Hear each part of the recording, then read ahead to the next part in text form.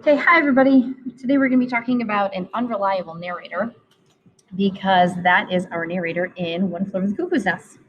We want to think about when we're reading whether or not we know what is true and what is false. Because an unreliable narrator is a character who tells a story with a lack of credibility. And there are many different types of unreliable narrators, and we will talk about all of them. Sometimes we find out immediately that our narrator is unreliable. Sometimes it's a little more gradual. And sometimes we don't find out until the end when we have this great plot twist that leaves us wondering if we've been a little too trusting.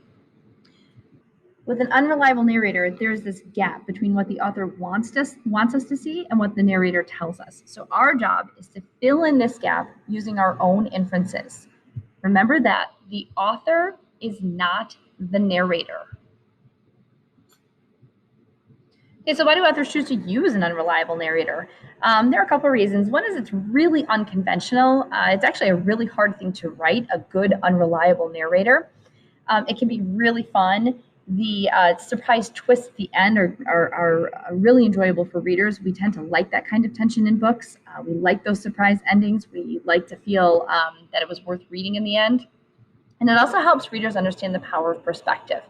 And we really want to keep perspective in mind. We really want to keep perspective in mind when we're talking about the types of unreliable narrators. So there are many different ways that we can categorize the different types of unreliable narrators, but we're going to focus on 3 for our purposes. You could make the argument that every narrator is unreliable. If you think about storytelling, the way that I tell a story and my interpretation of events might be different than your telling of the same event and how you interpreted it. And so you could make the argument that, well, really every narrator is unreliable. But for our purposes, we want to focus on a couple things. Unreliable narrators in books are narrators who are purposefully unreliable for a specific narrative function. These are first person, so it's always I for the voice, and there is an inherent bias or even an agenda. And there are lots of different literary functions that we have for unreliable narrators. They can create a lot of gray areas, and they can blur the lines of reality, allowing us to come to our own conclusions. They can also create tension because they keep readers on their toes. We're wondering if we should read between the lines to decipher what's going on. Unreliable narrators are intriguing, complex characters. They're very interesting to read about. And the first type of unreliable narrator that we have is a deliberately unreliable narrator. This is a narrator who is 100% aware of their deception. These typically tend to be liars and criminals. They are intentionally lying to the reader simply because they can. They have your attention. It's their point of view, and they will choose what to do with it. They don't care what you think about it. But there's one little issue here.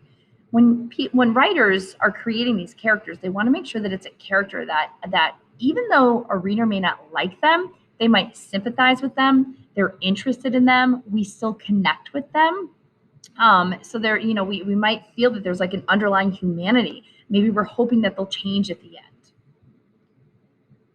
Another type of unreliable narrator that we have are evasively unreliable.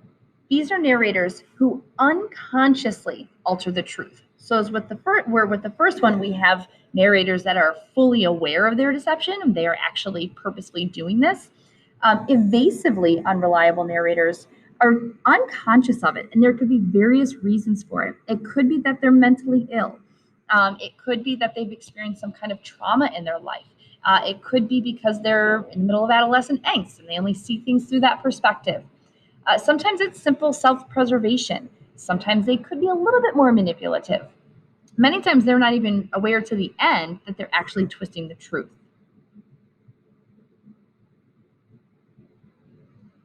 Usually these narrators are trying to tell their story in a way that justifies something. Sometimes their stories are embellished, and sometimes they're actually watered down.